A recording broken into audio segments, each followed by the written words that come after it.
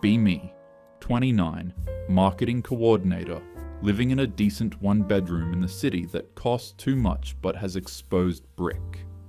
Sunday morning, still in bed, scrolling Twitter with my coffee going cold on the nightstand. See a thread that makes me actually sit up. 5 reasons men have given up on dating and marriage. A thread.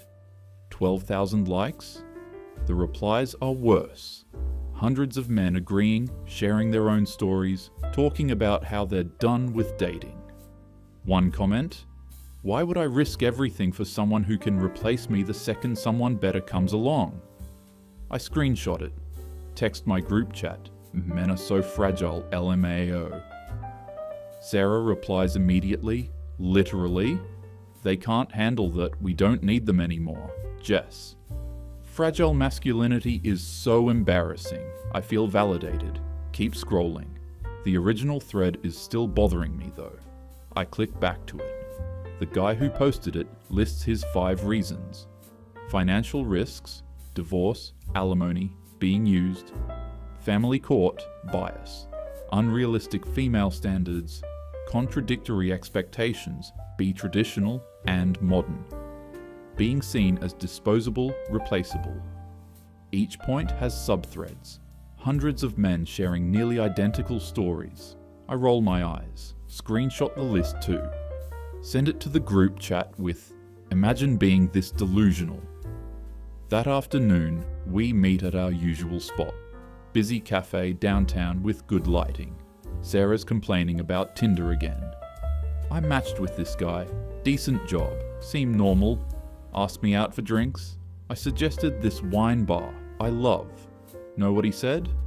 Let's just do coffee instead. Coffee. Like I'm a freaking job interview. Jess nods. They're all like that now. No effort. My last 3 dates, they all wanted to split the check. I'm not saying I can't pay, but like, where's the romance? It's because they're intimidated, I say, stirring my latte. They can't handle women who have their own money, their own opinions. It threatens them. Exactly, Sarah says. My therapist says it's because the patriarchy is dying and men are having an identity crisis. We all agree. Feel smart, superior. I get home around 5. Scroll Reddit, land on a feminist sub I follow. There's a post. Why don't men approach women anymore? Discuss.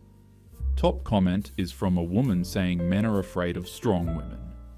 But there's another comment, downvoted to -47, maybe because you all spent 10 years calling us creeps for trying, demanding we pay for everything, while preaching equality, and now half of us know a guy who lost his kids and his house.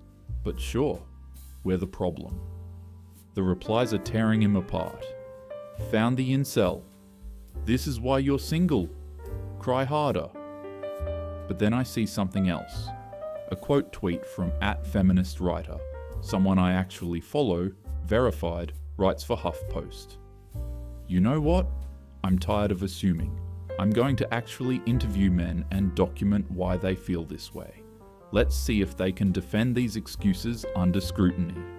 10,000 likes. Comments praising her for holding men accountable with facts and logic. Something tightens in my chest. Competitive. Annoyed. If she can expose these guys, so can I. Better. I look back at that screenshot from this morning. The original thread with the 5 reasons listed out. An idea forms. I'll investigate each one. Find real men who believe this shit. Document their reasoning. Then write an article dismantling every single point. Show how each reason is just an excuse, a cop-out, fragile masculinity dressed up as victimhood. I open a new note on my phone. Title it, 5 Reasons Project. Copy-paste the 5 reasons from the screenshot. Under each one, I'll collect my evidence, my interviews, my proof that this narrative is bullshit. This is going to be good. I match with Derek on Tinder on Wednesday. 32, software engineer, actually cute. Profile says he likes hiking and trying new restaurants. Normal guy stuff. No gym selfies, no fish pictures. I'm optimistic. We text for a few days. He's witty, asks questions, uses proper punctuation. I suggest brunch Saturday at this spot I love in North Park. He agrees. Saturday. I show up first, get a table on the patio. He arrives exactly on time, which I appreciate. Looks like his photos. We order. I get the avocado toast situation. He gets an omelette. The conversation is fine. He asks about my job. I ask about his. He laughs at my stories about my nightmare boss. I laugh at his story about a coding bug that took down their staging environment. But there's something off. A distance. Like he's pleasant, but not invested. Like he's interviewing me instead of trying to impress me. The food comes, we eat. Talk about hiking trails we've done, shows we're watching. Surface level shit. Check comes. Server sets it between us. I wait, take a sip of water. He doesn't move. I wait longer, starting to feel awkward. Finally I laugh, trying to keep it light. Oh, are we splitting? He nods. Yeah, I always do on first dates now. I pull out my card. Pay me half. $23.67 including tip. After, we're walking to our cars. I can't help myself. So, not a believer in chivalry. He stops. Looks uncomfortable. Honestly, I just got out of a bad situation. My ex, we dated for a year. She expected me to pay for everything. Every dinner, every trip. I paid her rent twice when she was between jobs. Covered her car insurance for 3 months. Then she left me for a guy who makes more than me. Some finance bro she met at a work conference. That's awful, I say, and I mean it. Kind of. Yeah, I felt like an ATM, like she was just using me until someone better came along. And when he showed up, I was out. She didn't even apologize, just said we wanted different things. He shakes his head. So now I split. If a woman's interested in me, she won't care about the check. I nod, say something supportive. We hug goodbye. In my car, I pull out my phone. Open that note. 5 Reasons Project. Under Reason 1, financial risks, divorce, alimony, being used, I type Derek, 32, SWE. Paid rent plus expenses for X. 1 year. She left him for richer guy. Now splits all checks as protection. Says he felt like an ATM. I stare at it. Tell myself it's just one bad experience. He's projecting, but I write it down anyway. Monday at work, break room, microwave in lunch. Tom from IT is sitting at the table, stirring his coffee. Tom's quiet, mid-40s. Nice guy. Always fixes my laptop issues without making me feel stupid. I sit across from him. Hey Tom, can I ask you something? Are you dating anyone? He laughs, but it sounds hollow. No, not really interested. Why not? Long pause. He keeps stirring his coffee even though there's nothing left to dissolve. I got divorced 4 years ago. I'm sorry. Don't be. I mean, it was bad. She cheated. I found out through Instagram of all things. Her co-worker posted a picture of them at a beach. That was a fun conversation. I don't know what to say. He continues, voice flat. But the divorce wasn't even the worst part. I fought for custody. 2 boys, 8 and 10 at the time. I'm a good dad. I coached their soccer, did homework with them every night, made breakfast before school. Didn't matter. Judge gave her primary custody. Said, mothers provide stability. That's insane. It's normal. I see them twice a month now. Every other weekend, I pay $1,800 in child support, plus half their medical, school expenses, extracurriculars. I'm still paying off my lawyer. That was $15,000. She got the house. I'm in a 1-bedroom apartment in the shitty part of El Cajon. He finally looks up. And you know what? She has her boyfriend living there now. In the house I paid for, with my kids. I have no say in that. None. His voice cracks slightly on the last word.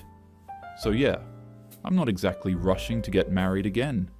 Every divorced guy I know, they have some version of this story. We all warn each other now. I feel something uncomfortable in my stomach.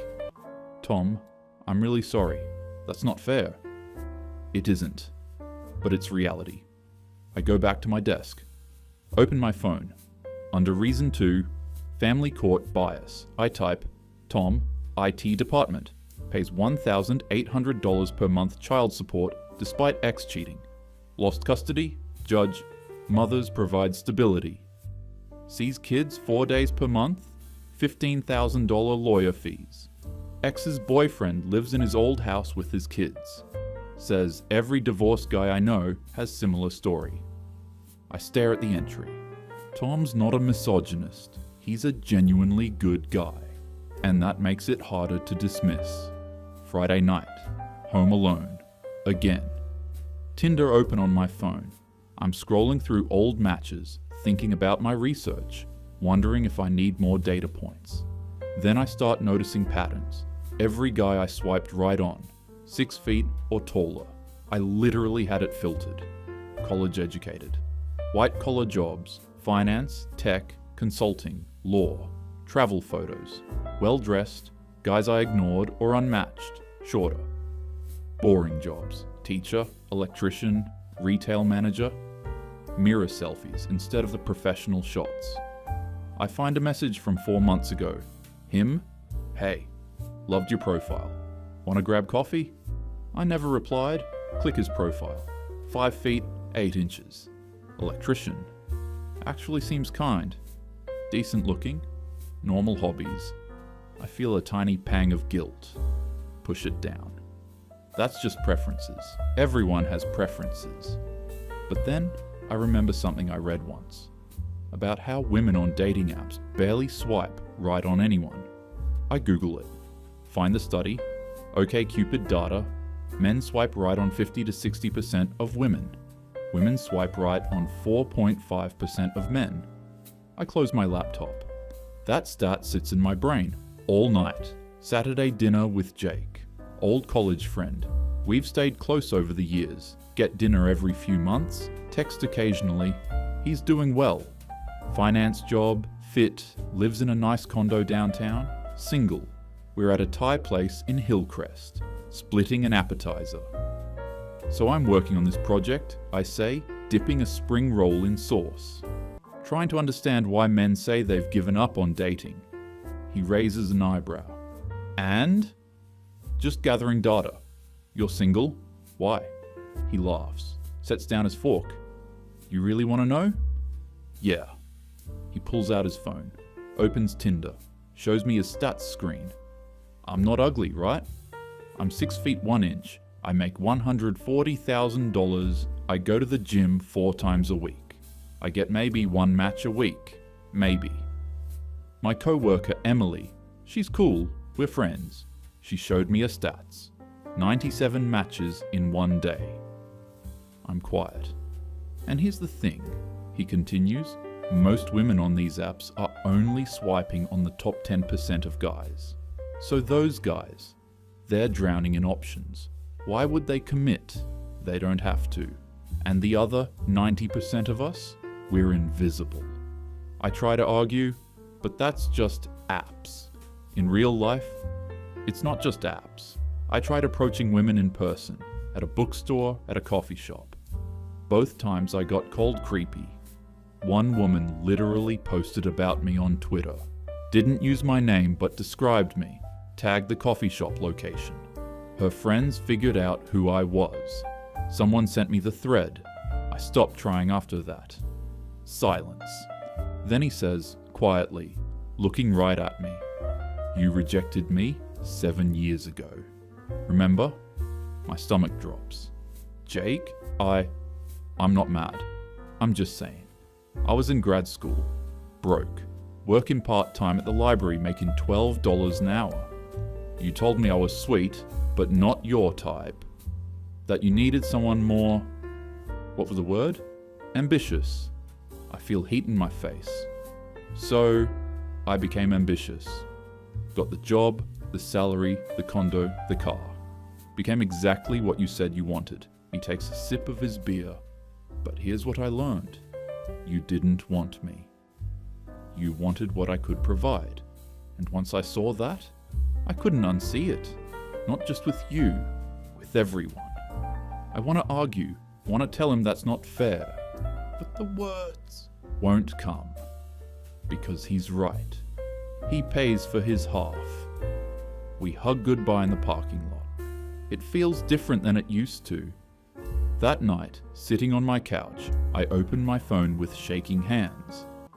Under reason 3. Unrealistic female standards, I type. OkCupid study.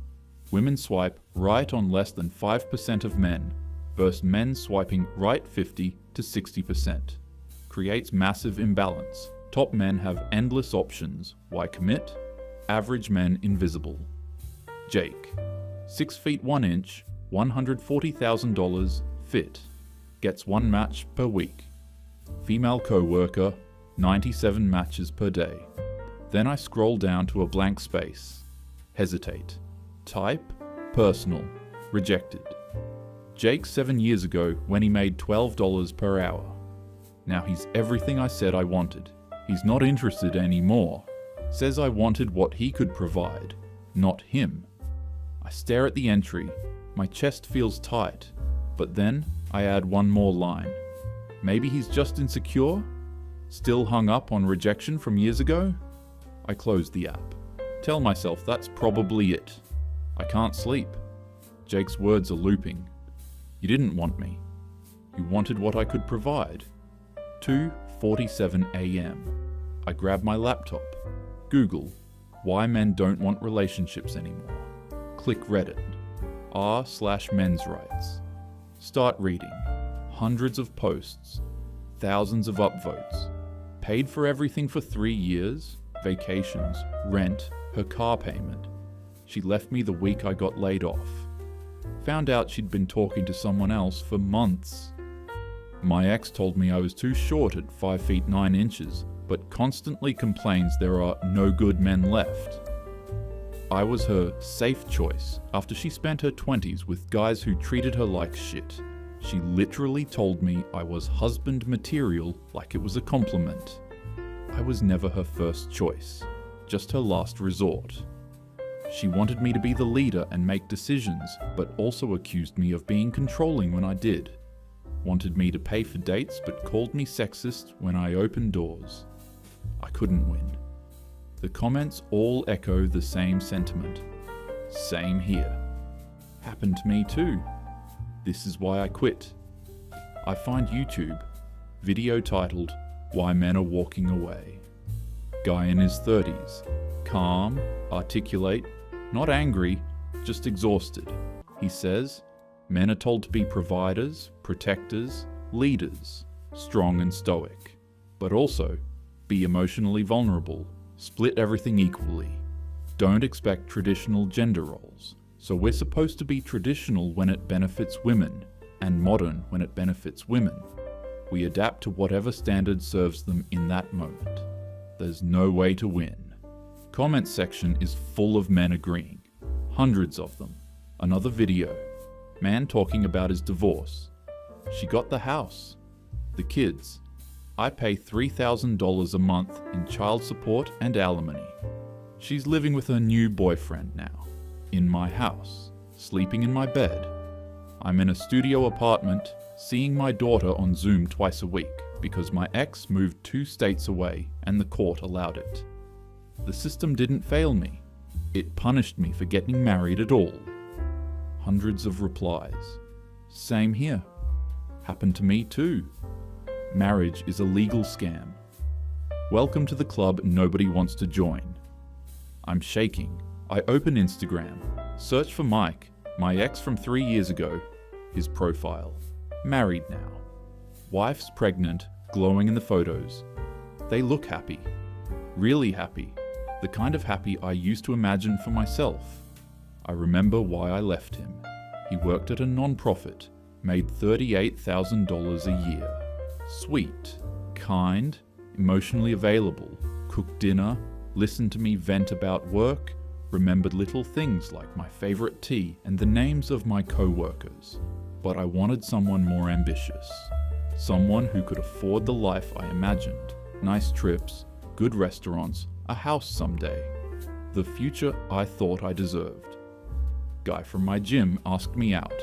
Consultant, drove a BMW, made 6 figures. I started texting him while I was still with Mike.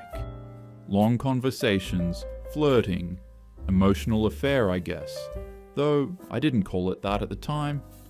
Broke up with Mike a week later. Told him I needed someone on my level. The consultant ghosted me after 3 months. I never apologized to Mike. Told myself I outgrew him, that I was choosing myself. I look at his Instagram again. His wife isn't prettier than me, doesn't seem more successful, but she's there, and I'm here. Alone. I open my phone, go to my notes. Under reason 4, contradictory expectations, be traditional and modern, I type. Men expected to be provider but split bills, be leader but not controlling, pursue but not be creepy, be confident but vulnerable, have traditional values but support modern feminism. Standards that shift based on what benefits women in the moment. Probably exaggerating? These can't all apply to the same women. Under reason 5, being seen as disposable, replaceable, I type, men report being left when they lose job, get sick, don't earn enough, someone better appears. Treated as placeholders until upgrade arrives. Forums full of identical stories, good partners replaced for richer, taller, more exciting options. Sounds bitter. Maybe these guys just weren't compatible with their partners. I scroll down, pause, cursor blinking, then type. Personal, Mike. Left him despite him being good partner because he made $38,000. Moved on to someone with more money. Told Mike I needed someone on my level. He's married now. I stop typing. Delete I'm alone. Replace it with focusing on my career. I stare at the note. My hands are shaking. I close the app. Set my phone face down on the couch. Tell myself I'm just documenting their perspective. That's all this is. Research. But my chest feels tight and I don't know why. Monday night, group chat notification. Sarah. Coffee tomorrow. Need to vent about this guy who had the audacity to... me. Actually, yeah. I want to run something by you both. Tuesday afternoon, same cafe. Sarah and Jess across from me. I pull out my phone. Show them the note. The 5 reasons. All the data I collected. So I've been researching that thread. The one about men giving up on dating. And I found some... interesting stuff. Sarah squints at my screen. Okay. Like I talk to actual men. Normal guys. And they all kind of say the same things. I scroll through. This guy Tom at work. Lost custody of his kids, even though his ex cheated. Pays almost $2,000 a month. Only sees them twice a month. Jess frowns. That's sad, but there's probably more to that story. Maybe. But then there's this study. I pull it up. Women on dating apps swipe right on less than 5% of men. Men swipe right on 60% of women. Doesn't that seem... We have standards, Sarah cuts in. That's not a bad thing. Right, but... I'm struggling to find the words. What if those standards are... I don't know. What if we're all chasing the same small percentage of guys, and those guys have no reason to commit because they have endless options? Jess sets down her cup. Are you seriously both sidesing this right now? I'm not. These guys aren't incels. They're regular people with real experiences. Sarah leans back. Let me guess. They're all bitter because women don't want them, because they're short or broke or whatever. Some of them are successful. Jake told me he makes 6 figures, he's tall, goes to the gym, gets 3 matches a week. Then he's doing something wrong, Jess says flatly. But what if... No? Sarah's voice is sharp now. What if nothing? You started this whole thing to prove these guys were full of shit. Now you're defending them? I'm not defending them. I'm just saying maybe some of their points. This is embarrassing, Jess interrupts. These men are feeding you a victim narrative and you're buying it. You're smarter than this. Silence. Sarah softens slightly. Look, you've been single for a while. I get that it's frustrating, but the problem isn't that you have standards. The problem is, men can't meet them. I want to argue. Want to show them Tom's story, the custody statistics, the forums with thousands of men saying identical things. But I don't. Yeah, I hear myself say. You're probably right, Jess nods. These guys complaining online? They're not exactly top-tier material. That's why they're complaining instead of dating. True, I say quietly. We change the subject. They talk about a new restaurant. I smile and nod. That night, alone in my apartment, I open my phone. Look at that note one more time. All 5 reasons documented. I add one final line at the bottom. Maybe I just got unlucky. Talked to the wrong guys. Close the app. The apartment is quiet, but something in my chest still feels tight. I tell myself it'll pass.